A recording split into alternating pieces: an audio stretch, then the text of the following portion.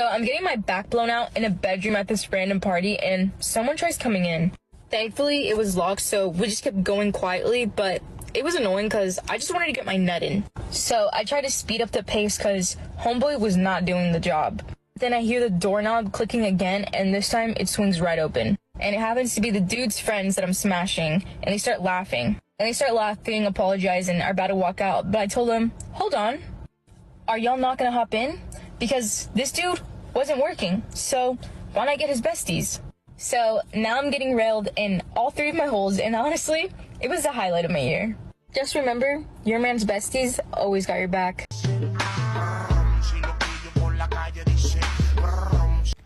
Am I okay? I am this morning.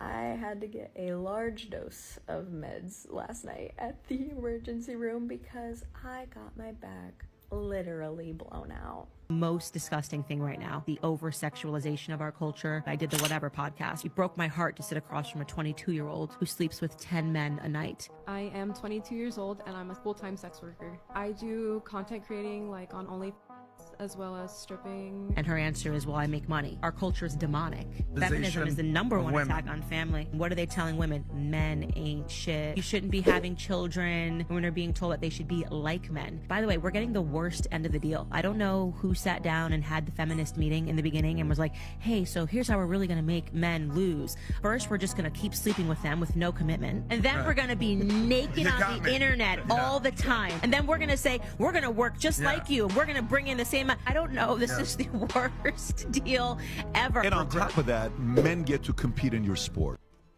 Oh man, let me tell you something. If she's ever told you she's been to even one high school or college party, it's game over, my friend. I don't care if she was underage at the time, we all know what really goes down at those parties. And let's not kid ourselves, there's always alcohol flowing like it's an open bar at a wedding. Smirks that right there? That's a black flag. Automatic disqualification. Why? Because if she's getting her drink on at some rager, chances are she's already on the fast track to being a 304. And speaking of, take a good look at this bed wench in the video proudly flaunting her status like it's some kind of twisted badge of honor. Look at me, I'm a scene dumpster and loving it. Scary thing is, she's not even ashamed of it. Nope, she's actually proud of being passed around like a party favor. And this, my friends, is why you've got to be vigilant. If she's been to one of these parties, she's already towing the line. Don't ignore the red flags, they're practically waving in your face. You don't need that kind of drama in your life. Trust me, it's not worth the headache. So let her keep bragging about her wild nights and questionable choices. I might be broke as hell tomorrow, but that's alright, cause I'm that bitch today. What the hell? I want to do that. Okay. Snap it. Mom! What? Can you make me a sandwich, please? I'm trying to get on bad mom talk. Like, I don't know any of these dances. It's because I'm always making you sandwiches. God, I'm never gonna get there. Men are trash. Men are trash. Yes. Describe your ideal man. Less than 1% type Describe of him. guy. Describe him. All has money more than I would make. Minimum amount of money that you would want your man to make a year or net worth. Over $1 million a year. I Amount don't of want to money? date someone that makes less money than I do. Why would a guy who makes $1 million a year, and I mean this sincerely, why would he want to marry you? Oh, come on, let's get real for a second here. Why on earth would this mythical alpha male who has his pick from practically the entire single female population waste his time on some chick who's out here claiming men are trash? I mean, seriously? The man she's describing is probably either married and locked down or living his best life as a player, smashing 9s and 10s without a care in the world. Why would he even think about giving up that playboy lifestyle for some super entitled, feminist broad who thinks the world owes her everything? I honestly wonder at what point in her life will she finally get that reality check? When she turns 30 and realizes those alpha males have stopped giving her the time of day. When she hits the wall and suddenly those looks she's been riding on start to fade. I can't wait to see it unfold. She's been living in this delusion that she's going to snag the top 10% of men, and when that bubble bursts, it's going to be glorious. And let's be honest, her ego is so massive, it's practically got its own zip code. When the reality hits and she can't get what she demands, I wouldn't be surprised if she goes into a full meltdown. Who knows? She might actually delete herself because she can't handle the embarrassment of not being the queen she thought she was. But let's face it, even in her prime, when she was a virgin and had that youthful glow, was she ever really good enough to snag the kind of man she's asking for? I'm not so sure. Maybe she's just been overestimating her worth this whole time. But hey, that's just me. Maybe someone out there thinks differently. But I'm betting that the reality check is going to hit her like a freight train. And I'm here for it. If your man woke you up at 2 a.m., he said, baby, can you cook me a meal? Would you cook your man a meal if he woke you up at 2 a.m.? No. Just being honest. What about you, Kiki? It all depends on how I'm feeling. All right, it depends. Oh, another depends. It depends on the situation. Here's another question. If an intruder broke inside the house, would you or would you not expect your man to go downstairs and handle that break at the door? Natasha. Absolutely. Allie. Yes. Kiki. All I'm saying is if you don't, it's over after that. Yeah, I would expect that. What I've heard was that a woman's wifey duty is based off her feelings, right? It depends on how I feel. But the man's duty of protecting you, it's mandatory. How is it a fair deal? These are so different. Like, Yeah, one is like not even the same situation. One is like you're both about to die, maybe. Right, and if you don't do it, you're going to die too. So it's not about the situation. It's about what the man is attracted to, and it's about what the woman is attracted to. The man is attracted to femininity, submissiveness. The woman is attracted to masculinity, protecting and providing. So if you're not giving what we are naturally attracted to, it's not a fair deal if we have to always give you what you're naturally attracted to. That's going to protect you. Make sense? Oh, the classic modern woman dilemma. She wants a traditional masculine man but doesn't want to lift a finger to be traditionally feminine herself. It's like she wants the best of both worlds, but she's only interested in the best part for herself. And don't even get me started on this so-called 50/50 relationship nonsense. Oh, we're all about equality. Yeah, right? What it really means is that she's got one foot out the door, just waiting for her chance to bail or dive into her next hoe phase. Why? Because she's got her own money and can land on her feet if things don't pan out. Nothing like having a safety net while playing the game, right? So let's break it down. She wants the traditional, hard-working, reliable guy who's ready to take on the world, but she's not about to be the supportive, nurturing partner in return. No way. Why should she, when she's got her own cash flow to keep her afloat? That way, if things get a little too real, she can just up and leave without a second thought, knowing she's got options. The truth is, this so-called 50/50 setup is just a way for modern women to hedge their bets. They want the benefits of a traditional relationship without having to put in the traditional effort. It's like trying to have your cake and eat it too while pretending you're all about equality. Nice try, but we see through it. So here's to the modern woman's fantasy of having it all without actually giving anything up. Cheers to that. Call me crazy if you want, but I've never liked store-bought. That's crazy. You know what else is crazy? I texted my boyfriend last week to see if he wanted any snacks when I got off of work, because we will regularly do that for each other the days that we work late. Instead of responding with what tasty treats he wanted from the grocery store, he said that he really needed to tell me something, and that he needed space, and that he had gotten his own living spot. So I responded with, wait, what? Because we've lived together for 3 years, we have 2 dogs together, we're both on the lease of the house that we live in. There was no signs of him wanting to get his own apartment. We were cuddling earlier that day, we've been kissing, saying I love you, all the normal stuff. So you respond and say, wait, what? Can we talk about this? What's going on? They don't respond, so you text them again frantically, and you say, are you going to be home when I get there? And they say, no, I will not be home. And then all of your text messages start going green, and all of your calls start going to voicemail, so you think you've been blocked. So you get into your house, you find their house keys on the kitchen table, you go into their office/closet room thing, and all of their stuff is gone except for a couple ties in the closet, some papers nailed to the wall, some trophies, and a pile of hangers on the floor. And 8 hours ago, nothing was packed, everything was fine. So you freak out trying to get a hold of this person, thinking that they're dead. You try to contact their dad. Over a span of 3 days, you have not heard anything from this person since they last texted you, no, I will not be home. And you finally hear from them after 3 days, and they say that they still love you and that they want to talk, just not this weekend. And since then, the only communication you've had over the last couple of days is intermittent text messages in between them blocking and unblocking you. I hate to be harsh, but let's be real, she looks like she's already hit the wall and is well into her middle age after just a few years. I mean, seriously, after 3 years, her ex probably had a wake-up call and decided she wasn't worth sticking around for. Why would anyone stick around in a long-term relationship in America when women are practically handing it out like candy? It's not exactly a scarce resource, and let's not forget, modern women aren't exactly known for treating men like their cherished boyfriends or potential husbands. So, what's the incentive to commit? It's a tough pill to swallow, but when the so-called girlfriend or wife treatment is more of a myth than a reality, why would a guy tie himself down? There's no real benefit when the expectations are high and the rewards are low. At the end of the day, if the value of a committed relationship isn't there, and women aren't willing to offer the traditional treatment that comes with it, why should anyone bother? In a world where commitment is often seen as a one-sided deal, it's no wonder men are opting out. So here's to the new reality. If you want the commitment, you've got to offer something worth committing to. I'm married now, you guys. I've been married for 8 years. I have 3 kids with my husband. My husband is now overseas.